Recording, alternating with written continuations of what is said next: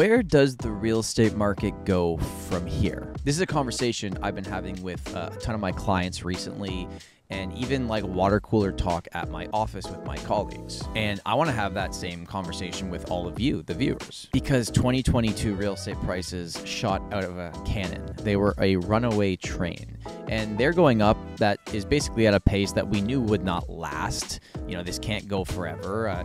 The 40-year average is about 7%. The last decade is about 10% per year, but we're moving up at 10, 20, 30%, sometimes year over year, and that wasn't going to last forever. And now that the rate hike happened with the Bank of Canada, it looks like more are going to happen in the future. And the mandates have kind of lifted a little bit here in Ontario that people can actually go do things. And as we head into March here and into April, it's typically the time of year that we see the most amount of properties listed. Something interesting actually that I track is that about 70% of all the properties that sell every single year happen in the first 6 months of the calendar year. And yes, as you've probably noticed, I am not in Toronto again for this video, spending March break with my family. This isn't actually something I've talked about publicly yet to you, the viewers, but I became a dad in December, so I've got a 3-month-old baby, so we're spending some time down here to show him what sunshine looks like. If you've been watching along these real estate videos and you like what you hear and you like what you see, if you could subscribe to the channel, that would be awesome. I would very much appreciate that. And if you want to throw a like on this video, it helps the algorithm show this content to other awesome people like you. And as we are heading into the playoffs of real estate, right? The spring market is the playoffs. It's when things get extremely serious here in the city of Toronto. If you want to figure out if it makes sense to move, if you should stay where you are, and you just want to have a chat about the market, the first link in the description, you can book a buyer consultation, a seller consultation, or just a call with me to chat about real estate. I've kind of gone away in my videos from just reading out the stats because I feel like it's a little bit boring, but there was a few that I wanted to point out from the February numbers. First of all, our average sale price is now over $1.3 million, like blew right by it. Year over year from February to February, that's over 27% increase. And as I said at the beginning of this video, we know that that cannot last forever. It's just not sustainable moving at that rate. And it feels like there's a bit of calm coming over the market in a good way, but we're not going from a seller's market to a buyer's market, not even really a seller's market to a balanced market. It's really just going from an extreme seller's market to a typical seller's market. Offer dates aren't always working for every property anymore. You're starting to see terminated listings. You're starting to see price changes. And this is the sign that a healthy market is on the horizon. I wish I had a crystal ball and I could tell you exactly how things are going to play out the rest of the year. I don't have that, but I can give you my best guesstimate basically from what I'm seeing right now and looking back at what we've seen in previous years. Something interesting that I've been tracking over the last 5 years is that about 70% of all the sales that happen in the city of Toronto actually happen in that first 6 months of the year. And so far, 41% of every property that has sold in Toronto has been a detached house. And for the first time ever, an average detached house in the 416 area code of Toronto sold for over $2 million in February. It was not that long ago that the average detached property was $1.5 million. And the rate that these properties have moved at from the prices that they already were to where they are today just can't last forever. So if there was going to be any type of hovering of prices where things just kind of level off for a period of time, I do think it's going to happen in that segment of the market.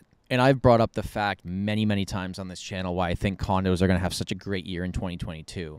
And where the gap used to be between condos to detached was $1 million, today it's $1.2 million. It actually got bigger. So either the top end of the market has to slow down a little bit, or the bottom end of the market, which is condos, just strictly based on what the prices are, have to move up to get that gap closer. Now, saying all this, it's not like condos haven't had an amazing year. They have. The average condo price in February was over $800,000 in the city of Toronto, which is the highest it has ever been. And I know from the listings that our team are preparing right now and from having conversations with colleagues and other top people in the industry that there is going to be an influx of inventory coming to the market in the next month. Keep a really close eye if you're a buyer right now on listings coming after March break and into early April, because there is going to be way more on your daily search than you're probably used to.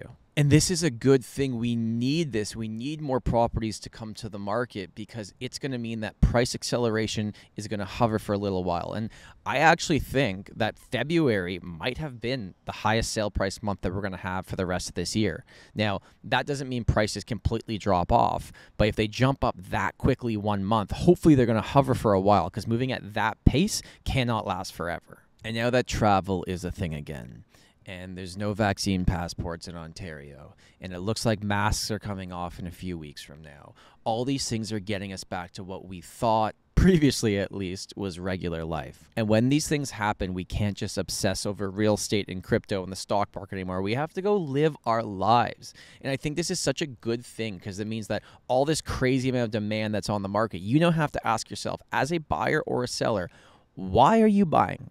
Why are you selling? Is it just because you're seeing prices going up or you're getting scared that you're not going to jump into the market? Or is it because you actually need to do it? I'd love to know what you think is going to happen for the rest of this year, especially as we head into what is the spring market and is historically the time where the most amount of properties trade. I think the spring market maybe already happened. It just happened in February. We didn't know it was happening at the time. But as we play out the rest of this year, I still think condos, especially under 800,000, are going to continue to see some pretty good demand and price growth. I think detached properties at the high end of the market at some point here, the price acceleration has to cool down. It has to. They can't keep moving at this rate forever. There are a lot of great reasons to get into the market. There are also a lot of not so great reasons to get into the market this year. But any reason that you decide you want to get into the market or sell a property, don't make that decision based on what is happening in the world or in your life necessarily today. Think long term. Think into the future. Is this going to set you up in the future for the lifestyle that you want? As always, I really appreciate you watching this video. I hope you found some value in this today. Throw in the comments what you think is going to happen, and I'll see you in the next one. I almost forgot.